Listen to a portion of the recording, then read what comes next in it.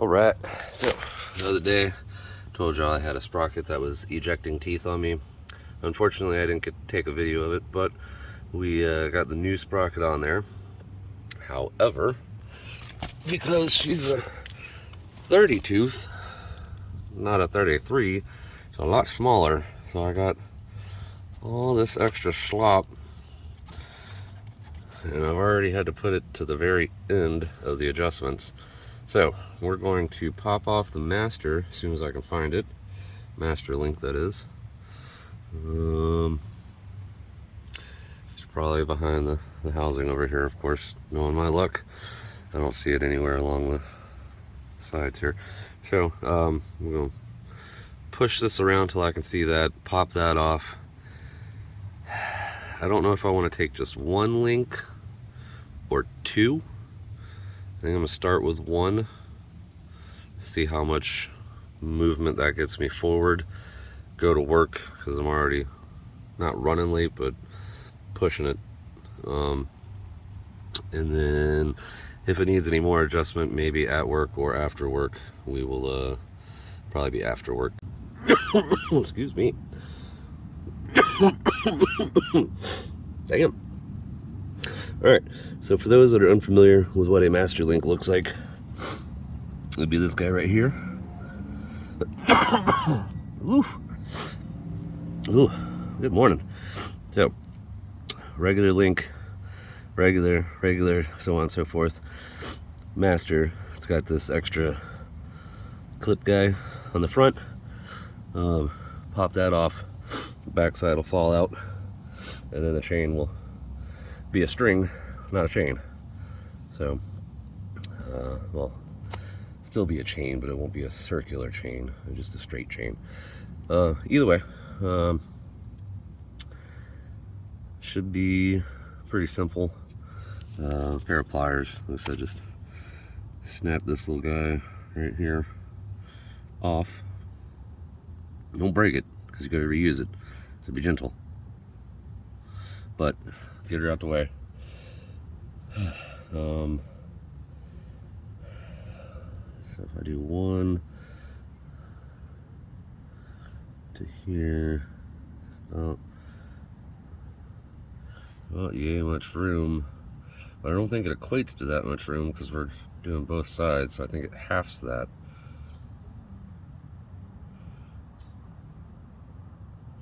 Whatever, we're gonna do one, and then we'll see how it feels. So, alright, cool. We got the master link off there for now. Before I go dropping the backside out, I'm gonna loosen up the axle here, and then my adjusters back here, so that way when time comes, I already have free play and movement, so I don't have to try and fight with it later. Alright, technically the chain will help in this situation for pulling it back forward, but not with it already being so loose, so that's a different story. Yeah. Alright, so before we get too far in this, I wanted to give you a little breakdown of the tools, of course. So this guy over here, that's my chain tool. It's got a little push rod here. When you tighten this down, it mates up against the chain. Then you tighten this down, it pushes that rod through the chain, pops that link out after grinding the head of the link off, of course. The axle on this side, 17. On the other side, 22. So 22 and 17. My adjusters are a 12 and a 10. Undo the 10, and then the 12 will move around. The 10 is more of like a lock nut.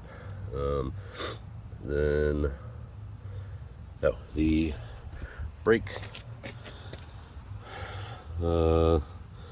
is that brake adjustment lever, I guess? That's a 14 millimeter. So 17, sorry, let's just at the bottom.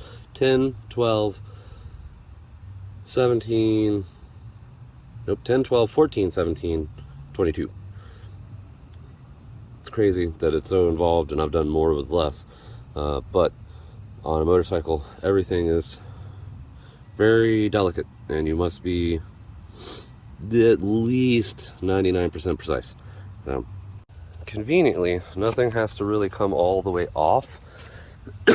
So the adjuster screws, like I said, undo the 10, then you start moving the 12. Back those almost all the way out. You don't need to take them all the way off, but run them up and down the shank or shaft or whatever you want to call it. It helps keep the threads clean. You know, it does some beneficial things. Plus, I don't know how much room we're gonna need to have, so before we start tightening things up the wrong way and putting too much tension on stuff, I just like to get them as far out the way as possible, and gives me the most room to play with. So I got that guy loose. These are loose, of course, as you can see. Now we're just gonna pop the chain out, the link out the chain, and make chain a little shorter.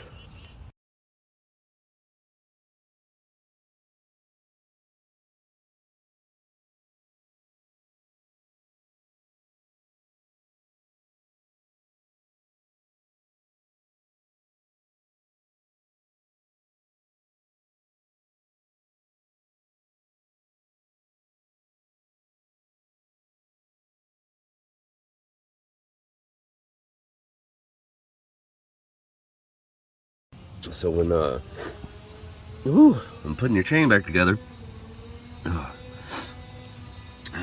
there are tiny little O-rings that go on both sides.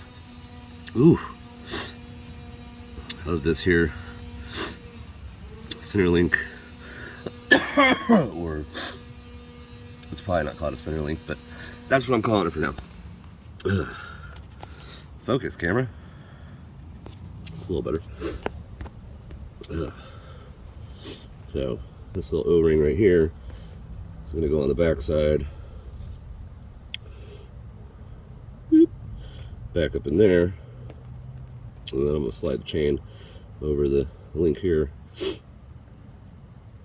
and then another O-ring, and then the front plate, and then the, I guess the retainer clip thingy, that guy, thing that we were delicate with earlier.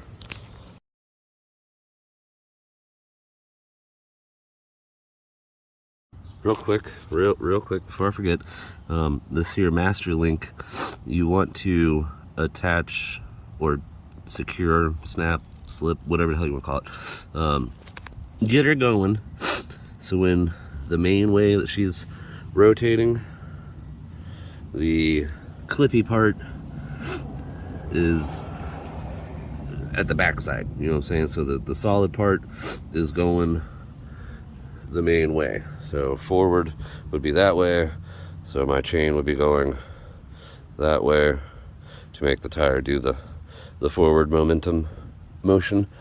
So that's just make sure you get your clip facing the right way. It's a safety thing. I don't think it would come off otherwise, but that's what they say to do, so that's what I'm doing, and it hasn't done me wrong yet, so I suggest you do it too. Alright, so we got the link attached, link right here, attached, everything's there. Ideally, you would press out the sides here a little bit on the front and back. I don't really have that pleasure right now, so we're just gonna roll with what God hands us, and tighten up our chain. Now that we have an extra link out, and we should have some room. See all this? You don't want that. Don't want that. So we'll spin the 10 off the back a little bit, and then just tighten up the 12. And if you can see, ever so slightly, as I spin the 12, that bolt right there, can't really see it because of my shaky hands, she's moving. Just trust in the process. Ideally, you do this on both sides, but because there's so much slack right now, I can get a good idea of where this side should be and then bring the other side along with it for the ride in a second, so I don't have to keep bouncing back and forth between each side. Alright, we're getting tighter.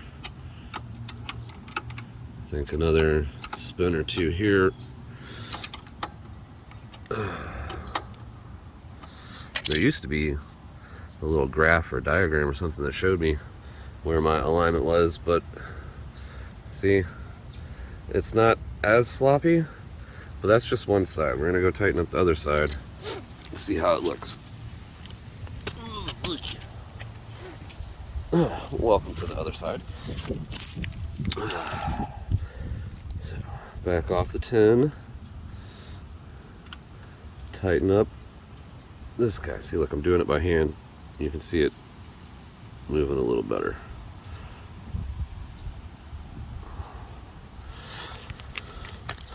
This gap right here just opened up because I'm sliding the axle back, which will put tension on the chain.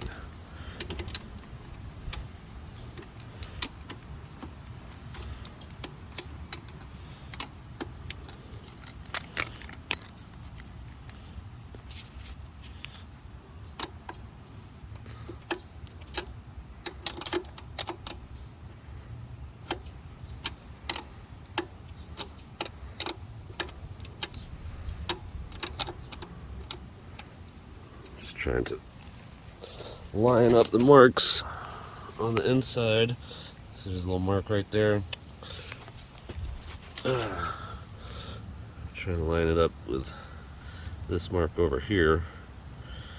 Easier said than done. Like I said, there used to be a graph, but we're making it work. So once you got your adjustments made here, you got to make sure you tighten this up. Hold the 12 steady. Tighten the 10 up to the back of the 12, locking it in place. That's that. Then make sure you tighten your axle. You don't want to tighten your axle before you do your adjustments because these threads right here are very weak and will bend and snap, and then you'll just have a free floating side on this side. You can't have that. So make sure you loosen this before you do any adjustments. Once you're done with your adjustments, make sure you tighten this. Once you're done tightening this, look up here to your brake lever. I shouldn't be able to tighten this by hand, but you do want it to be tight. Alright, once you got everything all tightened up, I got my axle tightened up, got my adjustments tightened up, you want to go ahead and lube your chain up. I know this is a cigarette and our channel is called BluntsnBolts, but you know, hey, running late for work, don't have time for a blunt. I'm just giving you a little update. Lube up the chain. It's all nice and greasy now. So try not to lube your tire. Don't want to lube your tire. That should be it for today. I know it's a weird video and the camera is back to the up and down. Like I said, I was pressed for time and I just wanted to get something out there. All right.